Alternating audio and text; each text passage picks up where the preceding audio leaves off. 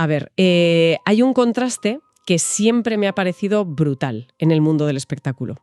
Sí, desde luego. Hablo de esa línea que a veces es casi invisible, pero que en el fondo es gigantesca, que separa a los personajes glamurosos e invencibles que vemos en la pantalla. Ya, los iconos inalcanzables. Exacto.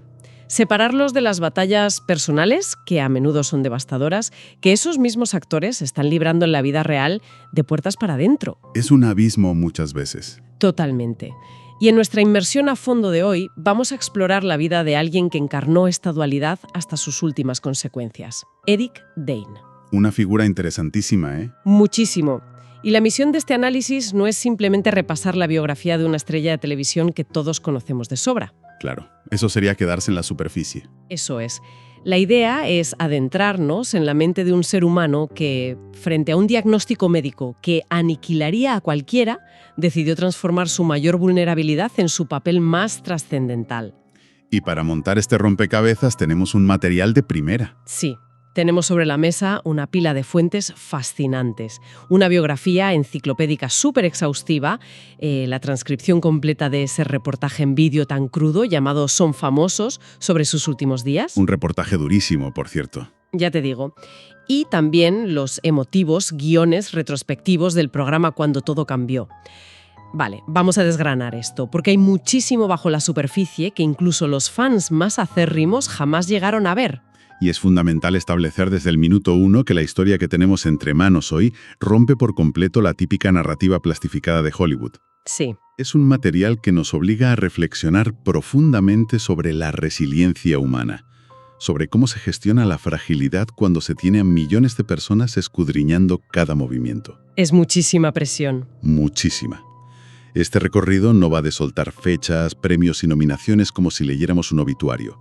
Es una verdadera lección magistral sobre cómo mantener el propósito vital cuando todo el mundo físico se desmorona. Totalmente de acuerdo. Es, al final, una hoja de ruta sobre la adversidad que cualquiera puede aplicar a sus propias tormentas personales. Me parece el enfoque perfecto.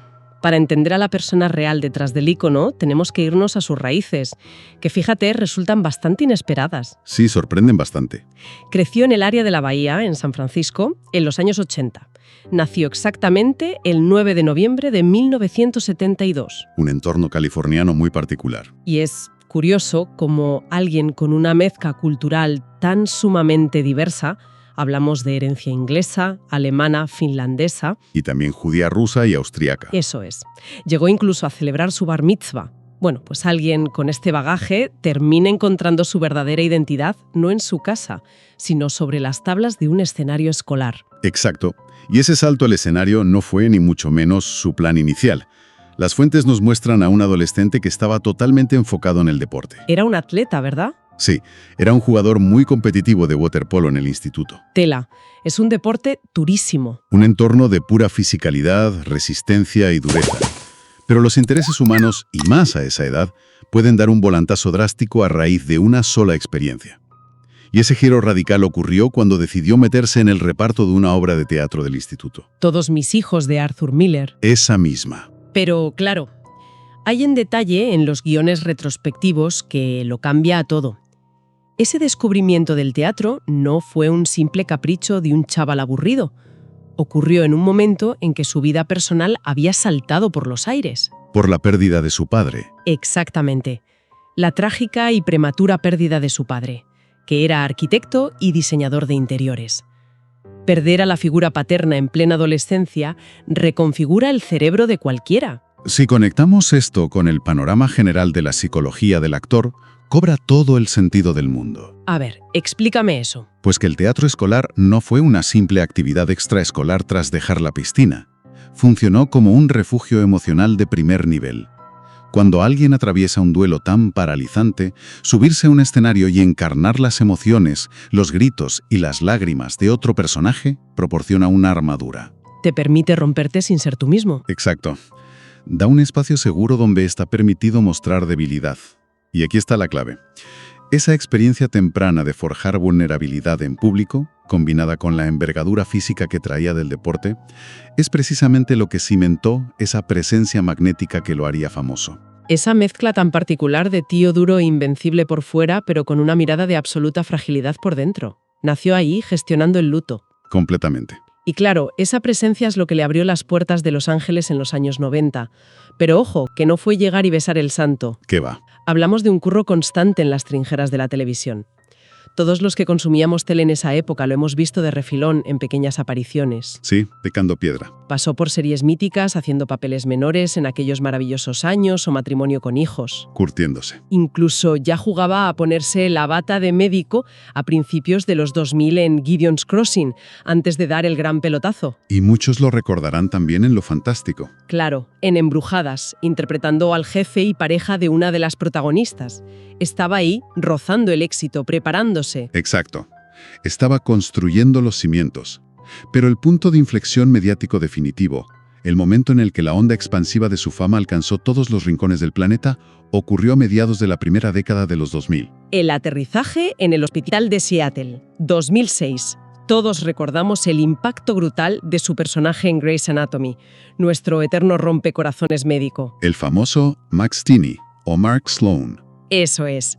Lo que empezó casi como un cameo glorificado, un personaje para agitar un poco las tramas, se convirtió en un fenómeno global absoluto. Fueron muchísimos episodios. Más de 130 episodios sosteniendo esa sonrisa perfecta y esa actitud de sobrado. Y hay un detalle en nuestras fuentes que me parece súper tierno sobre esta etapa. Aquel regreso sorpresa en 2021, en la temporada 17. En plena pandemia. Sí. Aparecer en aquella playa onírica junto a Lexi Gray visitando los sueños de una Meredith convaleciente por COVID-19. Fue un momento que paralizó a los fans. Un golpe de nostalgia brutal. Pero a ver, hablemos de lo que no se veía en pantalla. Entonces, ¿qué significa todo esto? ¿Cómo gestiona una persona normal ese nivel de atención tan asfixiante? La realidad es que no se gestiona fácilmente. Y las fuentes documentan maravillosamente este lado oscuro sin caer jamás en el amarillismo. Que es de agradecer. Desde luego. Ser adorado a nivel global significa que tu margen de error como ser humano se reduce a cero. La fama no es un escudo contra la fragilidad. Al contrario, actúa como una lupa inmensa. A finales de esa década, Dane se enfrentó a retos personales crudísimos que dinamitaron esa imagen de perfección.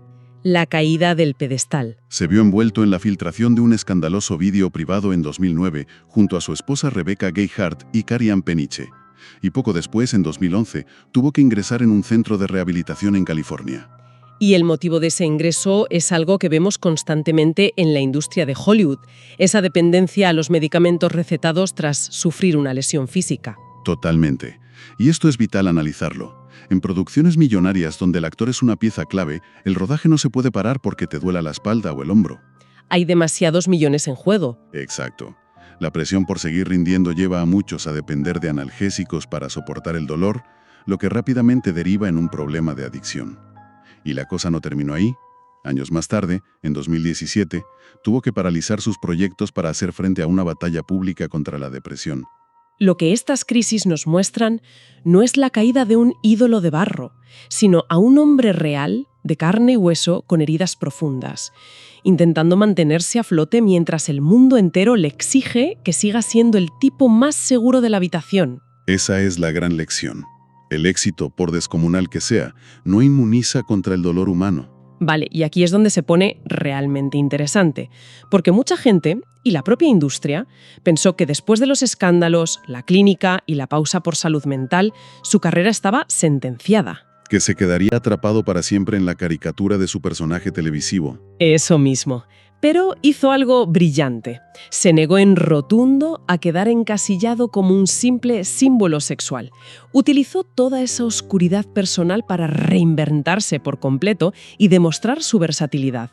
Es un renacimiento artístico de manual. Lo vimos en franquicias gigantescas de superhéroes como X-Men, The Last Stand, encarnando al hombre múltiple. Sí, y saltó a otros géneros. Películas súper variadas como Marley and Me, Valentine's Day, musicales como Burlesque e incluso el éxito masivo de acción en Bad Boys, Ride or Die, en 2024. Demostró que tenía una ética de trabajo incansable, pero donde yo, como analista, creo que consolidó su peso pesado como actor dramático fue en dos roles clave que redefinieron su carrera. Hablemos de eso. Por un lado, liderar The Last Ship como el capitán Tom Chandler durante 59 episodios. Muchísimo peso sobre los hombros. Pero sobre todo tenemos que profundizar en su aclamado e intenso papel en Euphoria. El personaje de Cal Jacobs, madre mía, qué oscuridad. Es un papel tremendo. Encarnar a un padre roto, oscuro y profundo demostró su inmenso rango actoral. Abandonó cualquier rastro de vanidad. Probó que era un talento completo capaz de incomodar y fascinar a la audiencia a partes iguales. Es que viendo esas escenas de euforia, notas que hay un dolor real detrás de la mirada. Seguramente canalizó sus propias batallas contra la depresión y la adicción para construir a alguien tan humano y a la vez tan perturbado. Sin lugar a dudas, todo ese dolor le otorgó unas herramientas interpretativas formidables. Pero es tremendo cómo es la vida, porque justo cuando estaba en la cima de su madurez interpretativa, llega el giro más devastador de nuestra historia. Tenemos que hablar del diagnóstico y de cómo esta noticia reescribió por completo su legado. La batalla contra la ELA. Todo empieza de manera muy sutil a principios de 2024. Y en abril de 2025 llega la confirmación: esclerosis lateral amiotrófica. Una sentencia. Y el impacto físico, según las fuentes, fue de una rapidez pasmosa. Para junio de 2025, apenas meses después, ya había sufrido una pérdida completa de la función del brazo y la mano derecha. Imagina lo que supone eso para un actor. El avance lo dejó viviendo con un miedo constante a perder el brazo izquierdo y las piernas. Pronto llegó el uso de la silla de ruedas y el deterioro forzado de su voz. A ver, ante una enfermedad terminal que te va robando la autonomía día a día, la reacción comprensible de cualquier ser humano sería retirarse, irse a casa y evitar a toda costa el escrutinio público. Lo fascinante aquí es que, ante una enfermedad terminal, la reacción inicial de Dane no fue retirarse. Decidió utilizar su arte como espejo de su realidad. Actuando a través del dolor. Esto me dejó de piedra al leerlo. Sí, es asombroso. Aceptó interpretar a un bombero con ELA en la serie Brilliant Minds de la NBC. La producción se adaptó a él. Y hay una línea del guión citada en las transcripciones que rompe el alma por su paralelismo con la vida real. ¿Cuál es exactamente? Su personaje dice: nadie sobrevive a esto, ambos lo sabemos. Pronunciar esas palabras frente a una cámara requiere una fortaleza indescriptible. Y hay un detalle táctico del set de rodaje que me parece brillante pero súper conmovedor. El uso de chicle en escena. Sí, un detalle vital. No era una elección estética del personaje para parecer rebelde. Fue una herramienta puramente funcional. Para combatir la niebla cerebral, ¿verdad? Exacto, el famoso brain fog. El acto de masticar le ayudaba con la gesticulación de los músculos faciales debilitados y a mantener la claridad cognitiva para poder articular las frases. Usar un chicle para poder aferrarte a tu oficio es una pasada. Y fíjate que su activismo explotó con la misma fuerza. Tuvo que cancelar su asistencia física a la gala, donde sería nombrado Defensor del Año, porque su cuerpo ya no daba más de sí. Pero no se quedó callado. ¿Qué va? Se volcó en paneles virtuales para la organización AMLS, exigiendo a todo el mundo que comprendiera qué es la enfermedad y cómo combatirla, usando su plataforma mundial. Ese nivel de entrega nos conduce al núcleo de esta historia: la reconciliación familiar y el adiós. Sí, la historia con Rebecca Gayheart. Se casaron en 2004 y fueron padres de Billy en 2010 y de Georgia en 2011. Pero las crisis pasaron factura. En febrero de 2018 solicitaron el divorcio por diferencias irreconciliables. Pero el diagnóstico de ELA cambió todo. Esto plantea una pregunta importante: ¿cómo las tragedias reordenan nuestras prioridades de un plumazo? Completamente. En marzo de 2025, tras 7 años separados, cancelaron el divorcio. Y Gayheart no lo describió como un fracaso del proceso legal o resignación. Lo llamó un gran éxito. Se consolidaron como una familia unida frente a la oscuridad. Me parece una demostración increíble de amor. Y llegamos al final. El 19 de febrero de 2026, a los 53 años, Eric Dane falleció, rodeado de sus amigos más cercanos, sus 2 hijas adolescentes y su devota esposa, preocupado hasta su último aliento por mejorar la vida de otros con ELA. Al final, si juntamos todas las piezas, nos topamos con una verdad absoluta. El verdadero valor del conocimiento y la influencia radica en su aplicación. Totalmente. Dane podría haberse escondido tras los muros de su casa, pero eligió iluminar una enfermedad que suele vivirse en las sombras, dejando un testimonio de resistencia inquebrantable. Es una historia de las que cambian la perspectiva.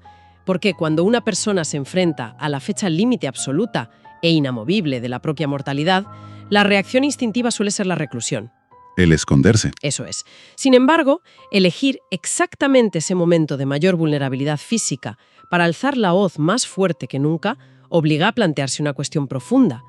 ¿Cómo reescribiríamos las prioridades de nuestro día a día? ¿Y qué causas decidiríamos defender si supiéramos que el tiempo para dejar un legado se está agotando irremediablemente?